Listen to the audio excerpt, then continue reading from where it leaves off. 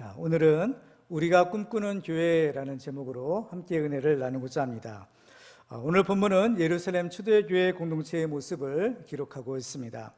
예루살렘 교회는 가장 이상적인 교회로서 우리가 장차 들어갈 그 하나님 나라의 모델과 같은 교회입니다. 따라서 우리가 꿈꾸는 교회는 궁극적으로 예루살렘 초대교회와 같은 그런 신앙의 공동체를 이루는 것입니다. 그런데 우리가 들어가야 될 하나님의 나라와 또 오늘 본문에 있는 예루살렘 초대교회 공동체의 공통적인 특징이 있어요. 그것은 바로 이 복수의 사람들로 이루어진 공동체다라는 것입니다. 오늘 본문에는 예루살렘 교회의 성도들을 가리켜서 믿는 무리라는 표현을 사용하고 있습니다. 이 무리라는 단어는 복수의 사람들로 모여진 공동체를 일컫는 말입니다. 이 공동체 안에 우리가 살아가게 되는데 공동체 안에서의 개인은 필연적으로 여러 가지 관계를 맺으면서 존재하는 것이에요. 그래서 우리는 이 신앙 공동체의 구성원으로서 위로는 하나님과의 관계를 맺고 있고 또 옆으로는 다른 사람들과의 관계를 맺고 있는 것입니다. 그런데 이러한 관계적인 차원에서 볼 때 하나님 나라의 공동체와 또 이 땅에 세워진 교회 공동체가 다른 점이 하나가 있다라는 것을 발견하게 됩니다. 그것은 우리 지상에 있는 교회의 성도들은 하나님과의 관계와 또 다른 성도들과의 관계뿐만 아니라 또 하나의 관계를 맺고 있는데 그것은 바로 이 세상의 재물과 맺는 관계라는 것입니다. 바로 이 하나님 또 다른 성도들과의 그 관계는 다 인격적인 존재와의 관계예요. 그런데 이 재물이라는 것은 인격적인 존재가 아닌 비인격적인 존재인 이런 특징이 있습니다. 그래서 성경을 보면 우리가 들어가야 될 하나님 나라는 이 세상과는 다른 차원의 세계라는 것을 알게 돼요. 로마서 14장 17절에 보시면 하나님의 나라는 먹는 것과 마시는 것이 아니요 오직 성령 안에 있는 의와 평강과 희락이라고 말씀하고 있는 것입니다. 따라서 이 먹고 마시는 것, 바로 이것이 이제 재물을 의미하는 것인데 바로 하나님의 나라에서는 이런 것과의 관계가 없다라는 것을 알게 됩니다. 그렇기 때문에 이 재물과의 관계, 먹고 마시는 이 재물과의 관계는 오직 이 지상에 있는 교회의 우리 성도들이 맺는 그런 특징이다라고 볼 수 있어요. 그렇지만 이 물질로 이루어진 3차원 세계에 사는 우리 사람들, 우리 육신은 흙으로 지어졌기 때문에 흙에서 나오는 것을 먹고 살고 있습니다. 그래서 이것을 가리켜 재물이라고 부르고요. 다른 말로 하면 쉽게 말해서 돈이라고 할 수 있는 거예요. 따라서 이 세상에 사는 사람은 필연적으로 이 재물과의 관계를 맺고 있는데 중요한 점은 우리가 이 재물과 어떤 관계를 맺고 있느냐 여기에 따라서 우리가 다른 사람과 맺고 있는 관계, 더 나아가서 하나님과 맺고 있는 관계가 어떤지를 알 수 있다라는 사실인 겁니다. 사도행전에 기록된 초대교회 공동체의 모습을 보면 이 세 가지 차원의 관계가 모두 바르고 건강했다라는 것을 발견하게 됩니다. 그런데 교회 역사를 보면 이러한 신앙의 공동체는 그 이후로는 잘 찾아볼 수가 없는 안타까운 실정입니다. 간혹 사람들이 사는 곳과 멀리 떨어진 곳에 이 수도원 공동체를 이루고 사는 사람들이 있었어요. 그래서 이 초대교회 공동체의 모습을 재현해보자라는 그러한 여러 번의 시도들은 있었지만 그렇지만 정말 이 세상 한가운데서 그런 완전한 초대교회 공동체의 모습을 재현하기는 굉장히 어려웠던 것입니다. 왜냐하면 바로 이 관계가 어려웠기 때문이고요. 하나님과의 관계, 성도들과의 관계도 어렵지만 더 어려운 문제는 바로 이 재물에 대한 관계를 바르게 맺기가 어려웠기 때문인 겁니다. 이 초대교회 공동체의 성도들처럼 바로 그 재물과의 어떤 이러한 바른 관계를 맺기가 참 어려운 거죠. 일상의 모든 교회가 꿈꾸는 것이 바로 이 초대교회로 돌아가는 것이지만 그것이 어려운 까닭, 왜 어렵냐? 그 이유가 바로 이 재물에 대한 올바른 관계를 맺는데 실패하기 때문인 것입니다. 우리가 꿈꾸는 교회가 예루살렘 초대교회와 같이 되는 것이라면 우리는 오늘 이 말씀을 주의 깊게 살펴볼 필요가 있는 것입니다. 왜냐하면 하나님의 나라는 우리가 죽어서만 가는 곳이 아니라 현재 우리의 삶 가운데서도 이루어져야 하기 때문인 것입니다. 예수님께서는 하나님의 나라는 여기 있다 저기 있다고도 못하리니 바로 너희 안에 있다라고 말씀하시는 거예요. 그러니까 우리 예수를 믿는 우리 성도들은 물론 우리가 죽어서도 하나님 나라 천국에 들어갈 것이지만 지금 살아서도 이 땅에서도 그 하나님 나라의 축복을 누리며 살아야 한다라는 것입니다. 오늘 말씀을 통해서 우리 교회는 교회의 본질을 회복하며 우리가 꿈꾸는 이 시대에 하나님 나라의 모델이 되는 그런 축복의 공동체가 되기를 주님의 이름으로 축원합니다. 오늘 우리는 재물의 관점에서 우리가 맺어야 할 세 가지의 관계 중에서 먼저 두 가지를 살펴보고 함께 은혜를 나누고자 합니다. 우리가 꿈꾸는 교회를 이루기 위해서는요, 먼저 천지의 대주제이신 하나님을 섬기는 교회가 되어야 합니다. 자, 이것은 이제 하나님과의 관계예요. 그래서 우리가 하나님과의 바른 관계를 맺으려면 하나님을 천지의 대주제로 믿고 섬기는 것입니다. 오늘 본문에 기록된 예루살렘 초대교회 공동체의 모습이 가능했던 이유가 있어요. 그것은 바로 초대교회 성도들이 하나님께 기도해서 응답으로 성령의 충만함을 받았기 때문인 겁니다. 오늘 보면 바로 앞에 31절 말씀을 보면 이렇게 기록하고 있죠. 별기를 다함에 모인 것이 진동하더니 무리가 다 성령이 충만하여 담대히 하나님의 말씀을 전하니라. 여기서 빌기를 다했다라는 표현은 그들이 기도했다라는 것입니다. 오늘 보면 바로 앞에는 베드로와 요한이 이제 유대 종교자들에 의해서 체포되어 재판을 받았다가 풀려납니다. 그리고 나서 성도들과 함께 기도하는 장면이 기록되어 있어요. 그래서 우리가 지난번에 초대교회 공동체의 기도에 대해서 우리가 살펴본 적이 있는 것입니다. 근데 그들은 기도할 때 하나님을 이렇게 불렀던 것을 보게 되죠. 사도행전 4장 24절에 보시면 그들이 듣고 한 마음으로 하나님께 소리를 높여 이르되 대주제여 천지와 바다와 그 가운데 만물을 지으신 이시오 라고 말했습니다. 대주제이신 하나님의 의미에 대해서는 지난 시간에 우리가 상세히 살펴본 적이 있습니다. 대주제로 번역된 말의 헬라어 원어가 데스포테스라는 말인데 이 말의 뜻은 소유자 또는 절대 통치자라는 의미를 가지고 있는 단어입니다.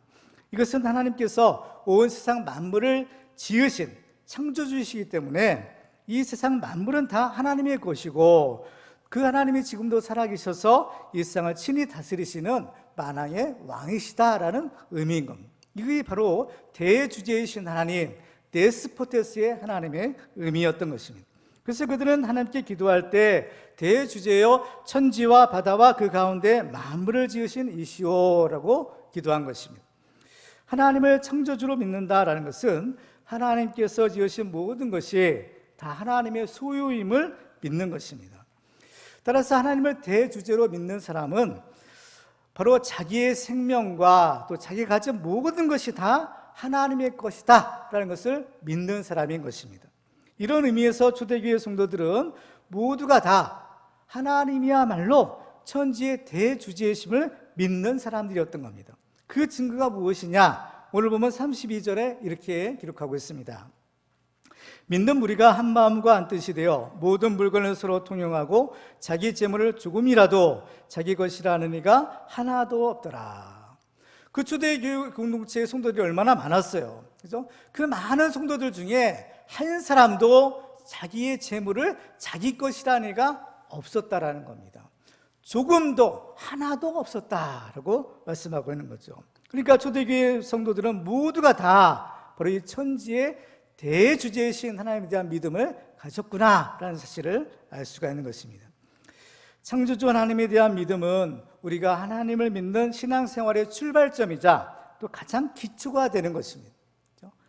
그래서 우리가 고백하는 사도신경에도 보면 나는 전능하신 아버지 하나님 천지의 창조주를 믿습니다. 이 하나님에 대한 고백이에요. 바로 하나님은 전능하셔서 이 세상을 지으신 창조주 하나님이시다라는 것입니다. 우리가 하나님을 천지의 대주제이신 데스포테스의 하나님으로 우리가 알고 믿을 때 우리는 이 세상에 선한 영향력을 끼칠 수 있습니다. 초대교회 공동체의 모습을 또한 기록하고 있는 사도행전 2장을 보면 이렇게 기록하죠. 사도행전 2장 43절 말씀을 보시면 사람마다 두려워하는데 사도들로 말미암아 기사와 표적이 많이 나타나니 사람마다 두려워했다라고 기록합니다. 여기에서 사람을 가리키는 단어를 보면 그것은 사람을 가리키는 일반적인 단어인 안드로포스가 아니라 사람의 영혼을 나타내는 푸시케라는 단어를 사용하고 있는 특징이 있는 것을 보게 됩니다. 이것은 사람들이 가진 두려움이 인간적인 두려움이 아니라 바로 영적인 두려움이었다라는 것을 의미하는 것입니다. 그러면 그들은 왜 이렇게 두려워했을까요? 그 이유는 바로 초대교회 가운데 하나님이 함께 하시다라는 그런 확실한 증거를 그들이 보았기 때문인 겁니다. 그들이 두려워했던 것은 바로 하나님의 임재를 체험했을 때 사람이 느끼는 그러한 두려움이었던 겁니다. 그러면 지금 오늘날 교회는 어떤가요? 사람들이 이렇게 교회를 두려워하고 있나요? 지금 세상은 교회를 솔직히 말씀드리면 두려워하지도 않고 또 존경하지도 않고 있습니다. 오히려 교회를 얕보고 어떻게 쓰든지 또 교회를 또 어떻게 해보려고 하는 것이 지금 세상의 입장입니다. 그렇지만 우리 교회가 정말 이 교회의 본질을 회복해서 우리 교회 가운데 하나님이 임재하시고 하나님이 함께 하신다라는 그런 어떤 확실한 증거를 보여줄 수만 있다면 바로 이 초대교회와 같이 세상의 사람들로부터 어떤 두려움을 느끼는 어떤 경외함을 느끼는 그러한 교회와 성도가 될 수 있을 거다라는 생각을 해보게 됩니다. 그렇게 될 때 정말 우리 교회와 우리 성도들은 이 세상의 빛과 수금으로서 선한 영향을 끼치는 그러한 교회의 본질이 회복되는 그러한 은혜가 있기를 주님의 이름으로 축원합니다. 이처럼 초대교회는 말로만이 아니라 진짜 하나님을 그들의 주인으로 섬기는 그러한 구원의 공동체였다라는 사실을 알게 됩니다. 지금 많은 사람들이 교회에 다니면서 또 하나님을 섬긴다라고 하지만 하나님만 섬기는 것이 아니라 하나님도 섬기고 또 다른 어떤 것도 섬기려고 하는 것을 보게 됩니다. 그렇지만 이것은 정말 위험한 모습이 아닐 수가 없는 거죠. 왜냐하면 이것은 옛날 이스라엘이 범했던 우상 숭배의 전형적인 모습이기 때문입니다. 옛날 이스라엘 사람들이 우상을 섬겼다라고 했는데 그들이 우상만 섬기고 하나님을 완전히 버린 것이냐? 그렇지 않은 겁니다. 그들은 하나님을 섬긴다 하면서 다른 우상을 겸하여 섬겼기 때문에 그 전체로 볼 때 그들은 우상 숭배자가 되고 말았던 것입니다. 근데 이런 식으로는 우리가 하나님을 제대로 섬길 수가 없는 것입니다. 예수님께서는 마태복음 6장에서 이렇게 말씀하죠. 한 사람이 두 주인을 섬기지 못할 것이니 혹 이를 미워하고 저를 사랑하거나 혹 이를 중히 여기고 저를 경히 여김이라.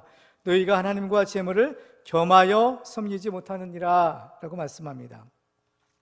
그러므로 우리는 필연적으로 하나님만 섬기는 사람이 되든지 아니면 하나님이 아닌 다른 어떤 우상을 섬기는 사람이 될 수밖에 없는 것입니다. 근데 이 세상에는 하나님만 섬기는 사람보다는 다른 어떤 것을 더불어 섬기려고 하는 사람들이 훨씬 더 많이 있다라는 사실을 발견하게 됩니다. 하나님을 섬기는 신앙에 있어서 우리의 최대의 걸림돌이자 유혹은 바로 재물이라는 것입니다. 그래서 사람들이 우상을 섬긴다 할 때 그 눈에 보이는 우상의 본질은 결국 뭐냐? 자기를 위한 바로 이 재물에 사실은 있는 것입니다. 그래서 이 돈신, 만몬이지란 말이 있는 거죠. 세상 사람들은 돈을 좋아합니다. 그래서 돈을 좋아해서 그 돈을 심지어 바로 섬기며 살고 있지만 문제는 그 돈이 자기의 생명을 보장해 줄 수 없다라는 것입니다. 마태복음 16장 26절에 보면 사람이 만일 온 천하를 얻고도 제 목숨을 잃으면 무엇이 유익하리요? 사람이 무엇을 주고 제 목숨과 바꾸겠느냐라고 말씀합니다. 재물은 이 세상에 있을 때는 참 유용한 것이지만 죽고 나면 억만금이 있어도 가져갈 수가 없는 것입니다. 그러니까 재물이 우리에게 여러 가지로 편리하고 유익한 것을 주게 되지만 가장 중요한 영생을 줄 수는 없는 것입니다. 그럼에도 불구하고 재물을 섬기는 사람이 있다면 그의 인생은 그 재물과 함께 정말 비참하게 끝이 나지 않을 수가 없는 것입니다. 사람은 무엇을 섬기느냐에 따라서 그것의 지배를 받고 그것과 운명을 같이 하는 특징이 있습니다. 그래서 재물을 섬기고 그 재물의 종으로 사는 사람은 그 물질과 함께 불에 타버리거나 마침내 썩어지는 인생으로 끝나고 마는 것입니다. 그렇지만 영원하신 하나님을 섬기고 그 하나님의 종으로 사는 사람은 하나님과 영원한 생명을 누리며 살아갈 수 있는 것입니다.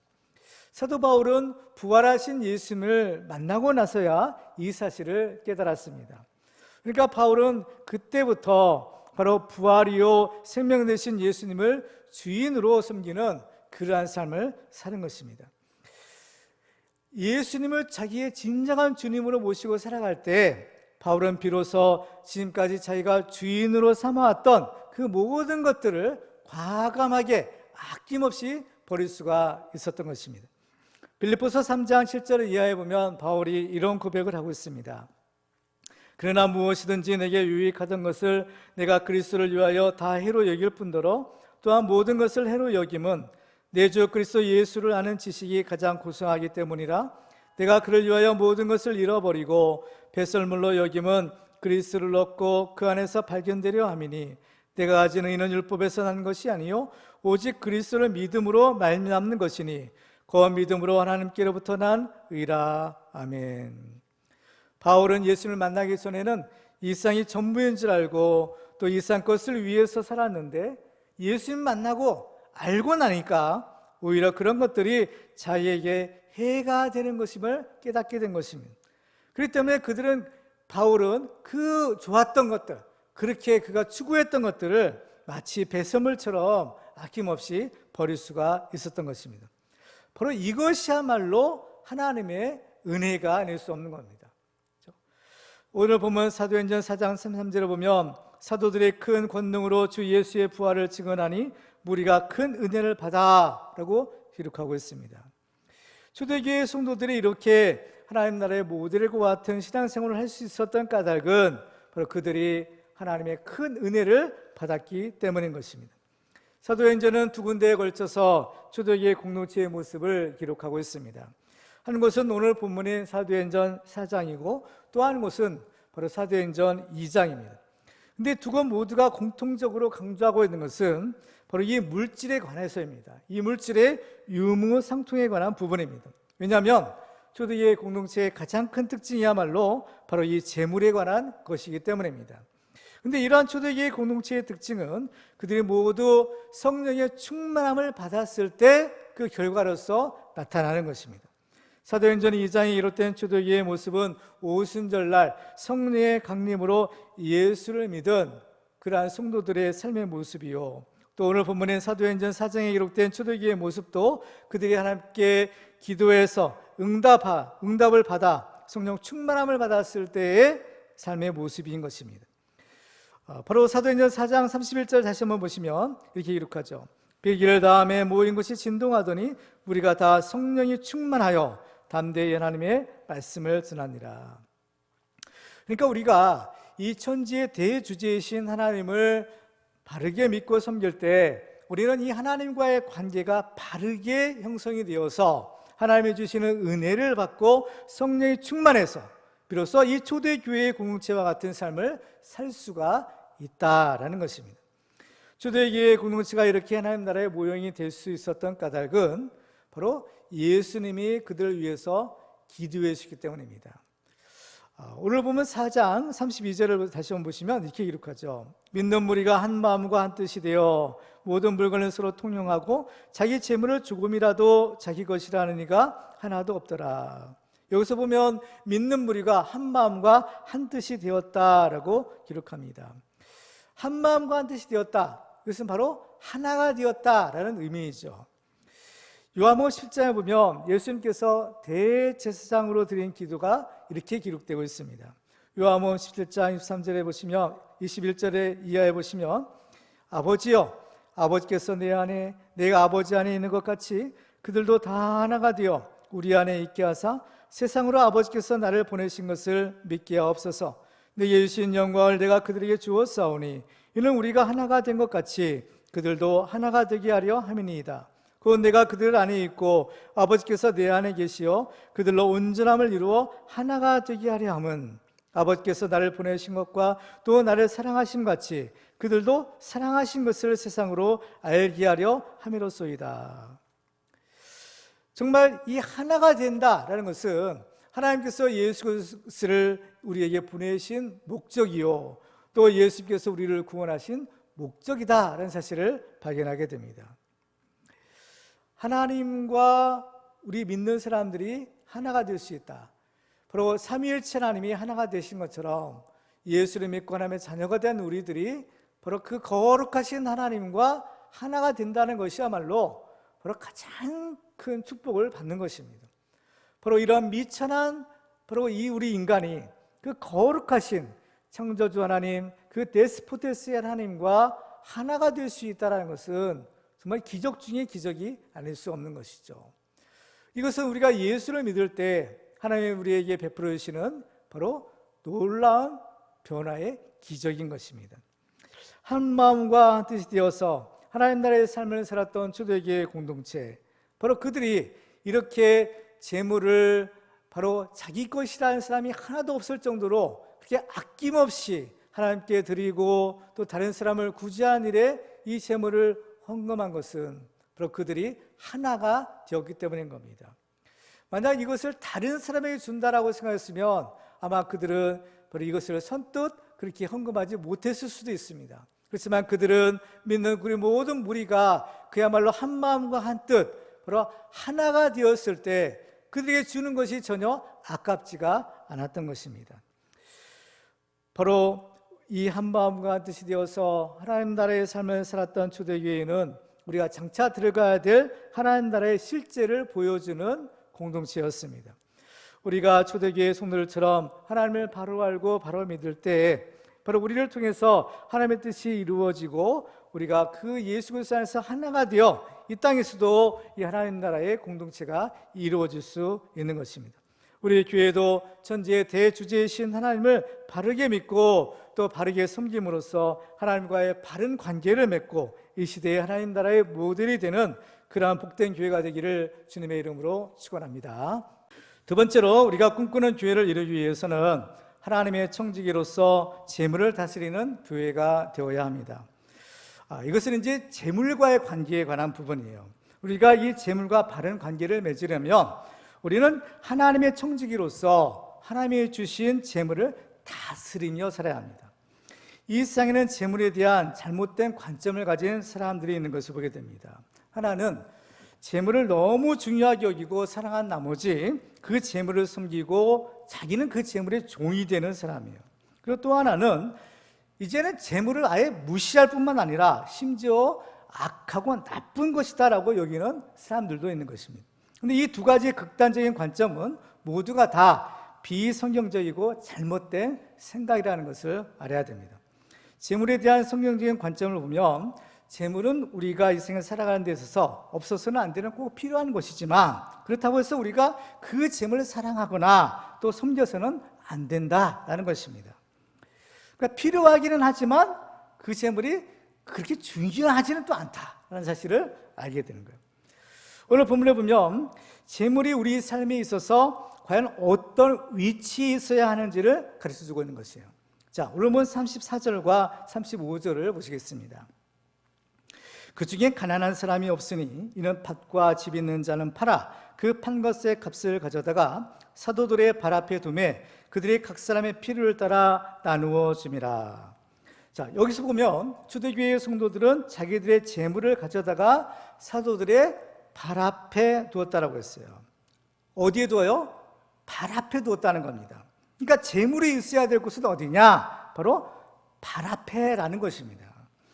그러니까 우리 자기 자신의 이제 기준으로 볼 때 이 발이라는 거, 그죠? 이 발의 위치라는 것은 사실 제일 낮은 자리죠. 제일 낮은 자리예요. 그래서 이 관계를 중심으로 볼 때 우리가 섬기는 하나님은 그럼 우리 어디에 계세요? 우리 위에 계시는 거죠. 우리 위에 계시고 또 우리가 더불어 사는, 함께 사는 사람들은 어디에 있어요? 바로 우리 앞에 또는 옆에 되등하게 있는 것입니다. 존재하는 거예요. 그러니까 우리 사람이라는 것은 위로는 하나님을 섬기며 옆으로는 다른 사람들과 더불어 살아가고 또 아래로는 그 재물을 다스리며 사는 존재다라는 것을 여기서 우리가 알 수 있는 것입니다. 이것이 하나님의 창조 질서에 따른 바른 인간관계의 위치라는 것입니다. 이러한 관계를 바르게 맺고 사는 사람이 그 공동체 안에서 건강하고 행복한 삶을 누릴 수가 있는 것입니다. 천지의 대주제이신 하나님이 마땅히 계시할 곳은 당연히 항상 가장 높은 자리입니다. 그래서 하나님은 어디에 계세요? 하늘에 계시다는 거죠. 그렇죠? 그리고 항상 우선순위에 있어서 최고의 우선순위에 그 하나님이 계시는 겁니다. 근데 그 하나님을 모셔야 될 자리에 하나님이 아닌 다른 어떤 것을 두게 되면 그것이 바로 우상이요, 바로 그 사람이 바로 우상 숭배자가 되는 것입니다. 따라서 하나님보다 재물을 더 중히 여기고 하나님을 섬기는 것보다 재물을 얻는 것을 더 우선순위에 두고 사는 사람이 있다면 그 사람은 하나님을 믿는 것과는 좀 거리가 먼 사람이 아닐 수 없는 거예요. 말로는 아무리 주여 주여를 외치고 또 수십 년 동안 교회 문턱을 넘고 다녔어도 하나님 보실 때에는 하나님과 아무런 상관이 없는 사람이 될 수도 있다라는 거예요. 마태복음 7장 21절에 보시면요, 예수님이 이런 말씀을 주세요. 나더러 주여 주여 하는 자마다 다 천국에 들어갈 것이 아니요 다만 하늘에 계신 내 아버지의 뜻대로 행하는 자라야 들어가리라. 그날에 많은 사람이 나더러 이르되 주여 주여 우리가 주의 이름으로 선지자 노릇하며 주의 이름으로 귀신을 쫓아내며 주의 이름으로 많은 권능을 행하지 아니하였나이까 하리니 그때 내가 그들에게 밝히 말하되 내가 너희를 도무지 알지 못하니 불법을 행하는 자들아 내게서 떠나가라 하리라. 여기서 예수님께서는 내가 너희를 도무지 알지 못한다라고 하시는 거예요. 또 누구냐? 알지 못한다는 거예요. 그러니까 예수님과 아무 상관이 없는 자라는 거예요. 심지어 그들이 그 예수의 이름으로, 예수님의 이름으로, 그죠? 많은 능력을 행할지라도 예수님과는 상관이 없어. 예수님이 알지 못하는 사람이 될 수 있다는 것입니다. 하나님과 바른 관계를 맺어야만 이 하나님을 바로 믿는 것이라고 했어요. 지금 우리 관점에서, 관계의 관점에서 계속 우리 말씀을 선고하고 있는데, 바로 하나님을 믿는다는 것이 뭐냐? 하나님을 바로 믿는다는 것은 하나님과 바른 관계를 맺고 살아가는 것이에요. 근데 바로 이런 사람은 어때요? 주여 주여 하면서도 말씀대로 살지 않는 사람은 어때요? 하나님과 바른 관계를 맺지 못하는 사람이라는 거예요. 그래서 이런 사람은 결국 영생도 얻을 수 없다라는 겁니다. 영생이 무엇일까? 그렇죠? 우리가 영생을 얻는다, 영생을 얻어야 된다라는 말을 참 많이 합니다. 그래서 예수님이 영생이란 건 뭐냐라는 것을 가르쳐 주셨어요. 요한복음 17장 3절에 보시면 영생은 곧 유일하신 참 하나님과 그가 보내신 자 예수 그리스도를 아는 것이니이다 라고 했어요. 자, 영생이 뭐예요? 유일하신 참 하나님, 그죠? 하나님과 또 그가 하나님이 보내신 자 하나님의 아들 예수 그리스도를 아는 것이다라는 겁니다. 그죠?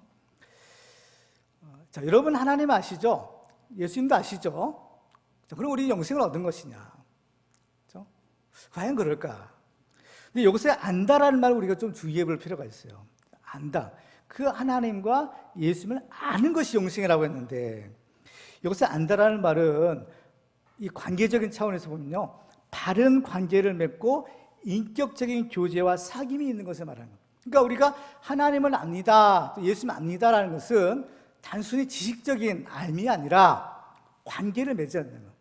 인격적인 관계, 바른 관계를 맺고, 그죠? 그 관계성 상에서 서로의 사귐이 있고, 그래서 아주 그냥 피상적인 알미 아니라, 그죠? 피상적인 나 알아 이것이 아니라 아주 그 사람에 대해서, 상대방에 대해서 아주 깊은 교제, 깊은 사귐, 이걸 동행이라고 하는 겁니다. 그렇죠? 그것이 있는 것이 아는 것이에요. 그렇죠? 그러니까 내가 아무리 하나님을 알아라고 해도, 난 하나님을 안다라고 생각해도 그 알미라는 것이, 안다라는 것이 하나님과의 바른 관계에서 형성되는 것이 아니라면 이 사람은 영생을 얻는 것과는 멀 수가 있다는 거예요. 예를 들면 어떤 사람이요, 나는 문재인 대통령을 알아라고 했어요. 자, 여러분들 문재인 대통령 다 아시나요? 우리나라 대통령 아니에요? 대통령 모르는 사람이 아마 거의 없으리라라고 생각될 정도인데, 그런데 나는 문재인 대통령을 안다라고 했을 때 그 사람이 대통령을 아는 것이 자기만의 일방적인 측면에 그친다고 한다면, 그렇죠? 그 사람은 과연 문재인 대통령을 안다라고 할 수 있을까? 물론 자기를 안다라고 주장할지 모르지만 그 안다라는 것이, 그 알미, 이 성경에서 말씀하는, 예수님이 말씀하시는 하나님과 그 아들을 아는 그 알미냐라는 거예요. 그렇죠? 그건 아니라는 겁니다. 만약 그 사람이 주장하는 대로 나는 대통령을 안다라고 했을 때 그 사람이 진짜 대통령을 안다라면 상대방인 대통령도 그 사람을 알아볼 수 있어야 돼요. 알아야 된다는 거예요. 그래서 가장 쉬운 방법인 거예요. 내가 진짜 대통령을 아는지 아닌지는 상대방인 그 대통령이 볼 때 그 대통령이 나를 또 역시 아느냐 모르느냐 이걸로 쉽게 판단해 볼 수 있다는 겁니다. 그러니까 그 사람이 나는 문재인 대통령을 알아라고 했을 때 이제 진짜 아는 사람이라면 청와대에 전화를 해보는 거예요. 예를 들면 전화를 해서 대통령이 기꺼이 그 사람의 전화를 받고 그 사람과 통화를 할 수 있다면 그것은 아는 거예요. 그죠? 그러면 그 사람이 나 대통령을 안다라는 말을 할 수 있다라는 거예요. 그런데 아무리 나는 알아, 대통령 알아 해서 전화했는데 대통령은 나를 몰라. 그럼 그 전화를 받겠어요? 안 받는 거예요. 우리가 하나님을 안다라는 것도 마찬가지라는 겁니다. 우리가 아무리 나는 하나님을 안다라고 해도 정작 하나님이 나를 모르신다고 한다면 그것은 우리가 하나님을 아는 것이 아니라는 겁니다. 그래서 내가 아무리 하나님을 믿는다 해도 그 믿음이 하나님이 인정하시는 믿음이 아니라면 그 믿음은 자신을 구원할 수 없다라는 거예요. 야고보서 2장 19절에 보면 내가 하나님은 한 분이신 줄 믿느냐? 잘하는도다. 귀신들도 믿고 떠느니라. 이러한 믿음을 귀신들도 가지고 있는 거예요. 귀신들도 하나님 압니다. 예수님 압니다. 예수님 하나님의 아들 알아요. 예수님이 세상에 계셨을 때 예수님 제자들도 예수님이 하나님의 아들이신지 아닌지 미처 모르고 있을 때 그때도 보면 귀신들은 예수님을 가리켜서 하나님의 아들이야 알았다는 거예요. 알지만 그 알미 인격적인 사귐이 있고 교제가 있는 알미 아닌 거예요. 그렇기 때문에 귀신들이 아무리 예수님을 하나님의 아들로 알아도 인정해도 그들이 구원받을 수 있어요? 아닌 겁니다. 자기 인생의 최고로 높은 자리에 마땅히 하나님을 모셔야 될 사람이 그 자리에 엉뚱한 재물을 올려놓고 그 재물을 섬기며 산다면 이 사람은 하나님을 알지 못하는 사람이요 하나님과 상관이 없는 사람이고, 그래서 이러한 재물을 섬기는 사람이 우상을 섬기는 사람이 나는 아무리 하나님을 믿는다 섬긴다 안다라고 한들 그 믿음이 진짜 믿음이냐 하나님이 인정하시는 믿음이냐 그거는 상관이 없는 것이다라는 겁니다. 그렇기 때문에 이 하나님을 알지 못하고 하나님과의 바른 관계를 맺지 못하는 사람은 결국 하나님께서 우리에게 주시고자 하는 영생을 얻을 수가 없는 것입니다. 예수님은 누가복음 12장에서 어리석은 부자의 비유를 들려주셨죠. 한 부자가 자기 밭에 풍년이 들었습니다. 그래서 곡식이 많이 추수가 되어서 그야말로 쌀 곳이 없도록 그죠? 그 풍족한 추수를 했어요. 그래서 이 사람이 이것을 놓고 고민하죠. 이 많은 이 곡식, 이 재물을 이거 어떻게 할까 고민하다가 그죠? 내린 결론이 뭐냐? 기존의 곡간을 헐어버리고 더 큰 곡간을 짓는 거예요. 그래서 거기에서 모든 그 사람의 곡식과 자기 물건을 쌓아두겠다라는 거죠. 그래서 결국 어때요? 그 사람이 계획한 대로 큰 창고를 지었어요.